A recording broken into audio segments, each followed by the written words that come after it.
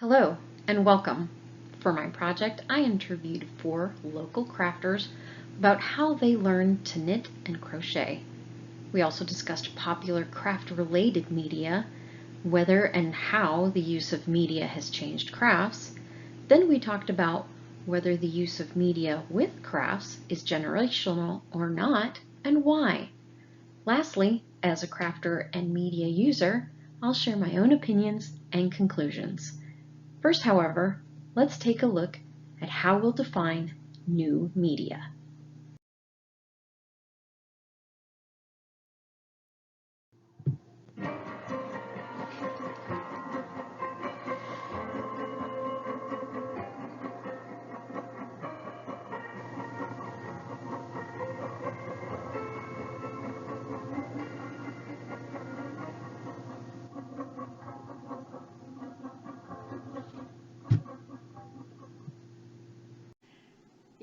This gets into some of the social interaction thing. I learned about Knit Companion when I went to a yarn shop up in Colorado, and the proprietor of the store was telling me, "Well, are you familiar with Knit Companion? Let me tell you about it. Let me show it to you." And she's the one that got me started using it. Now I've gotten everybody I know using it because it's an awesome tool. But it's no more. It's basically no more than having a pencil and paper at your fingertips, and or a way to keep all of your patterns together so you don't lose them and have to keep them in loose leaf folders or whatever. For notes and the like, I tend to use Ravelry. And I will, as I'm working through a pattern, if I have to add stitches or if I have to, I will keep track of what I did on Ravelry, on my notes page on Ravelry, rather than a Knit Companion. But it's because my Knit Companion is the free version. My craft story, in as much as there is one, I got laid off in 2013 from my job, and I had nothing to do. So, it's the kind of thing of being at loose ends once all of a sudden everything that you know and you've been doing is taken away from you, then you're sitting there going, what am I going to do to keep myself occupied and out of trouble and off the streets? So for a while I was really struggling with that, and then I saw one of my friends had posted that she was going to teach another mutual friend of ours how to knit, because she had gotten laid off at the same time I had. And I said, well, as long as you're teaching her to knit, are you willing to take on another student? And she said, yeah, sure, why not? So I learned to knit in 2013, so I've been at it now for 8 years, just about, almost exactly 8 years now. So I'm new to it. When I was much, much, much younger, like college days, I was crocheting. I was self-taught crochet at that time. And I gave up on it, not because I didn't like it, but because I didn't particularly care for the fabric that crochet makes. Knitting, I always liked the look of knit, but I couldn't get the hang of it. My aunt knitted when I was a little kid, and she made these beautiful sweaters and hats and scarves and all sorts of neat stuff. But I was somewhat uncoordinated, and trying to get two hands to do two different things just kind of confused the hell out of me, and I could not get there. So I was cute, but not too bright. So I started knitting when I was probably, when I was in the middle school, so probably 12, 13, that area. I think I actually first learned from my best friend Rachel, and then I learned afterwards my mother knew how to knit, so whenever I had questions I could go to her. Years later I found out my aunt was a really avid knitter, and the first thing we knitted was a blanket. We just did squares and then we sewed them all together. We were a little young and inexperienced. We didn't realize that I knit a lot tighter than she does, so that made it a lot more interesting when we went to put the blanket together. Okay. Because even though we use the same size knitting needles, and the same type of yarn, we never gauged our stuff. Yeah. So it worked. Mine you just pull out, and then I mean, over the years the blanket's been fine. I still have it, actually. She gave it to me for my birthday a few years later. I started knitting in college, initially when I was abroad as an exchange student in Germany.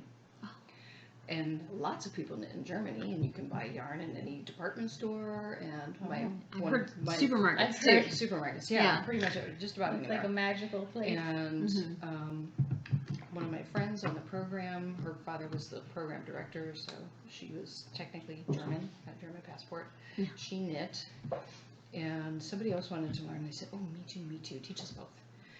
And it didn't quite take it that time, but once I got back, and I would see people knitting in the trains, like, students knitting in my classes. In fact, I think that's probably why I wanted to learn to knit socks, because I can remember being in a German literature class, and German students are very outspoken in class, and one girl would come in without fail every week with a sock in her hands that she was working on, little white sock with little posies around the cuff.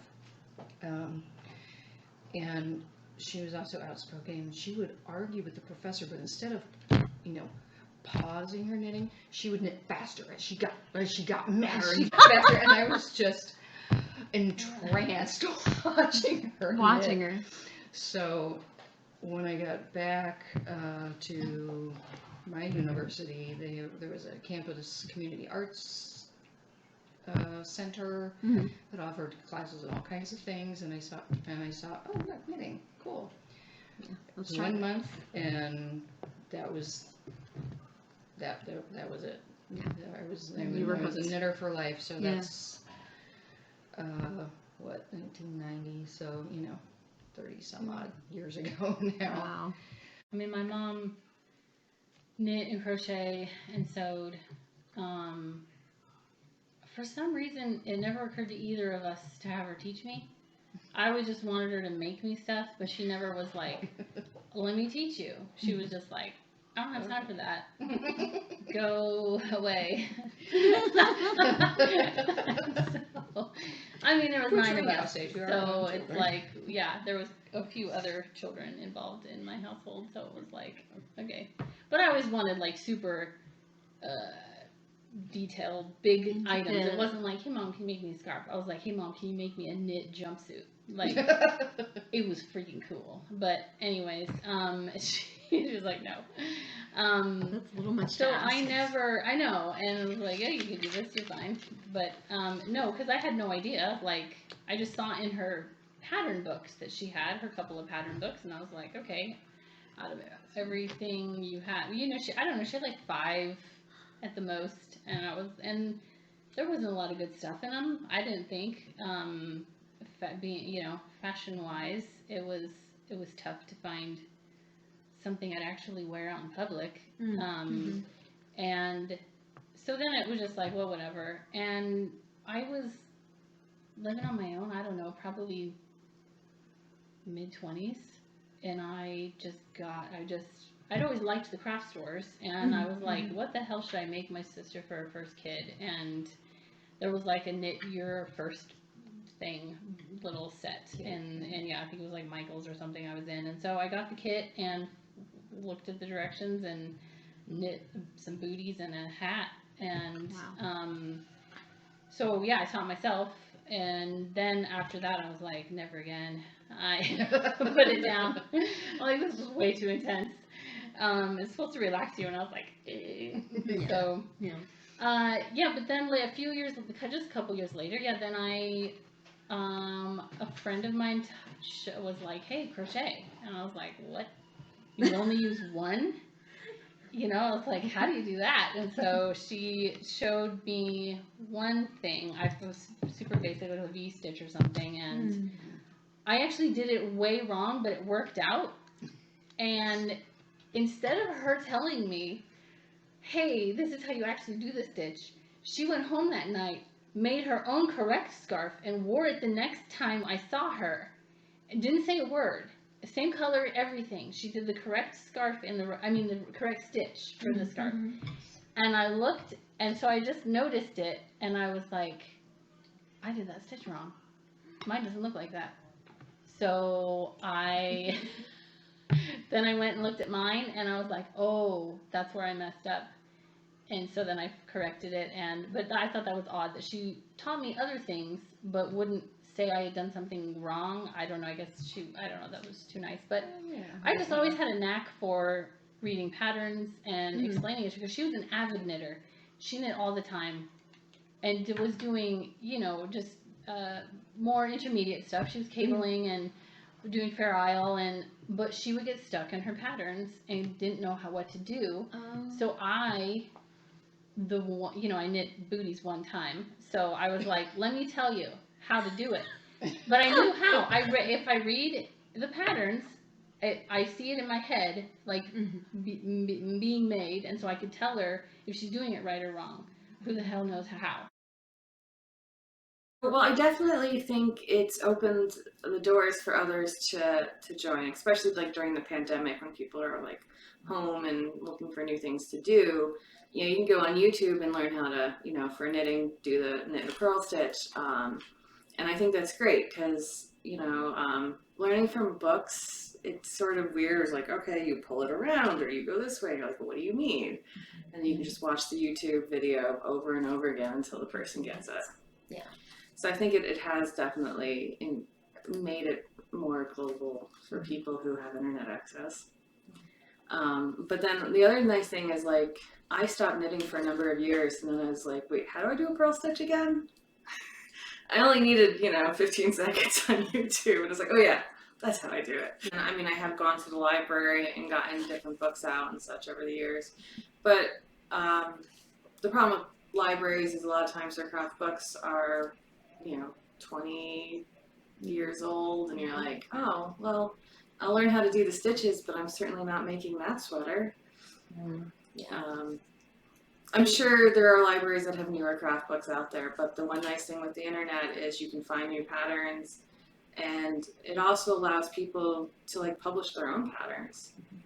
And you can be like, oh, I like that and I like that. How can I combine them together? Yeah, right. And make your own versus, you're kind of limited to what was in your library or what did your, at the knitting store, what patterns did they have. I do still like having a physical pattern the first time I knit something. Because then I can take notes, because sometimes it'll say do 80 stitches and it's like, nope, that's too small. I want to use this size needle. I could have either gone up a size or I just add, 20 more stitches. And then I'll make a note of that on the pattern. And I don't use any. I don't even like looking at a pattern online.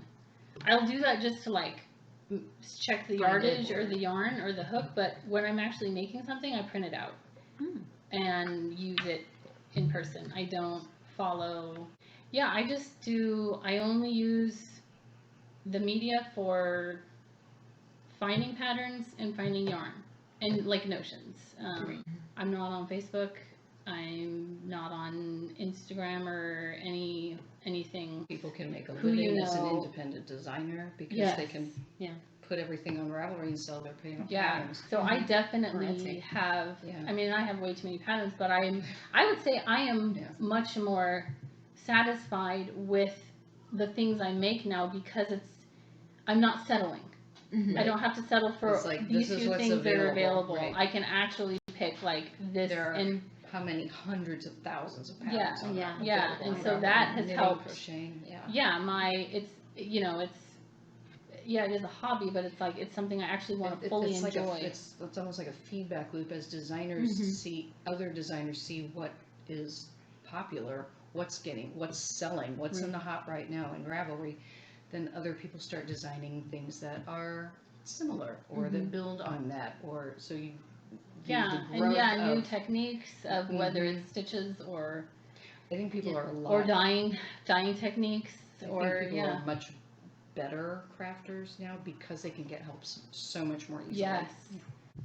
I think knitting in particular more so than maybe other crafts, but because of Ravelry, really has really leapt into the digital age, but at the same time there's definitely a foot still back in person groups firmly and that will never leave. I think even people who created new groups during the pandemic and were meeting on Zoom, those people are now, how can we meet in person? Exactly. There's some of it that becomes in person, through I have met people online through online communities, through Facebook groups or Instagram or whatever. But then when I've been in a position to actually meet them in person, I've tried to make the arrangements that, hey, I'm coming across country, I will be in your area, would you like to have a sit and knit? Mhm. So yes, it has turned into a global community. It's also enabled, because I like to travel, I've never met a place I didn't want to go. I met this really lovely lady when I was in Scotland for the Edinburgh Yarn Festival in 2017. Really lovely gal, and she and I stay in touch now on Facebook, and I follow her on Instagram. So yes, it is a global community, and social media has enabled the connections to be made or has enabled the connections to be maintained. Either way, I've done it both ways. So social media is not the end all and be all, but social media is a wonderful way to expand your horizons, meet people that are like-minded. We share our stuff through our craft. I think it's a bit of both. It's not a one or the other. The groups, a lot of times the groups start out because of the hobby. The hobby is what draws us together. But the hobby is not what keeps us together. We end up sharing joys and sorrows. We end up sharing happy moments and not so happy moments. So it becomes the family that you choose as opposed to the family you're born with. I'd say I'm much closer in a lot of ways with my crafting family than I am with my own bio family. I can't imagine what I would do without the people I've met through this. I love my crafters. I mean, this is the part of the week that I look forward to the most is when I'm able to get together with my fellow crafters. And as for social media as part and parcel of that, on Sundays, Knitting Bartender has his online Zoom thing, and people from literally all over the world get together to sit and knit with him on a Sunday afternoon. So we are not relegated to having to meet in person. I was struggling in this past year not being able to see my knitters. Knitting and crochet are a very tactile, they're a very tactile craft. They're a very tactile world. So not being able to see and feel, we want to feel each other's yarn. We want to feel each other's projects. We want to be able, colors to some degree don't really translate all that well to a computer screen always. So, you want to be able to see and feel this stuff in person. So while I am eternally grateful for social media during the pandemic, I cannot imagine what this would have been like 100 years ago, when the Spanish flu came around and you couldn't get together with your knitting friends to sit and knit, and you had to do it all by your lonesome. What a horrible thing to deal with. Media has helped us stay in touch with the members that have moved away. And that's one thing that during the pandemic, when we would do the Zoom meetings, it allowed people to still be joining us, whether they're in Virginia or Carolina or wherever. And so that allowed them, when they moved, to still feel like I have a community, even though there's a pandemic going outside and I can't really meet new people. I still have someone that I can do this project with on Friday nights or whatever.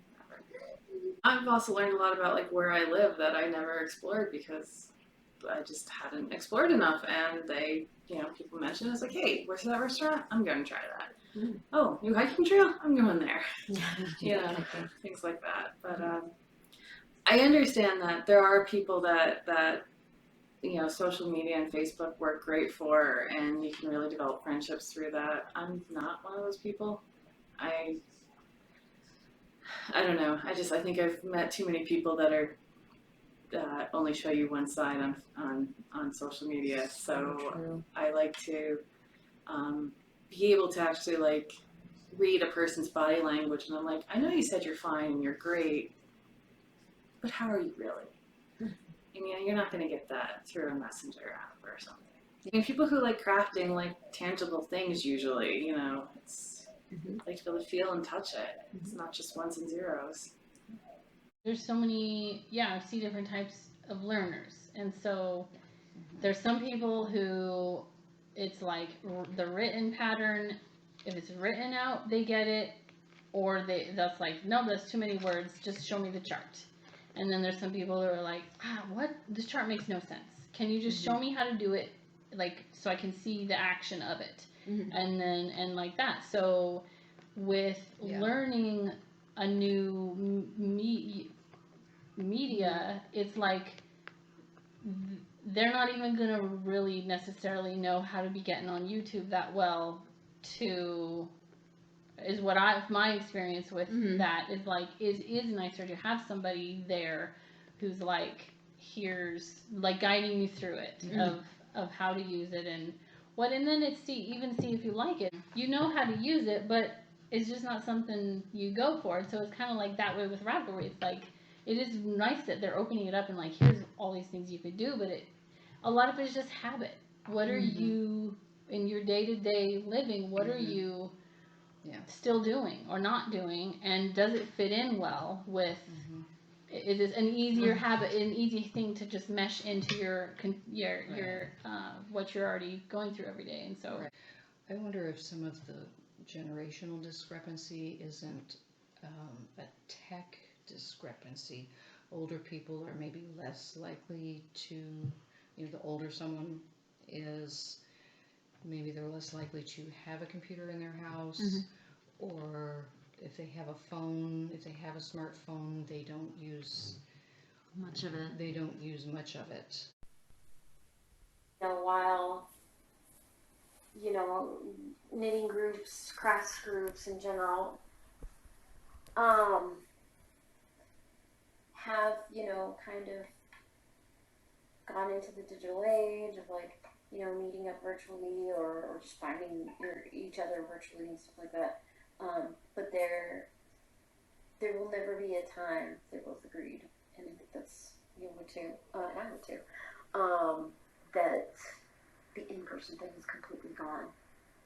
Because there is something about being in the same room, with someone else, if you're working something out, trying to unravel something or trying to work out a problem or something, an intricate stitch or something, that the person can just literally take your hands and put them where they need to be. Yeah. And so it's never going to be super duper online and completely and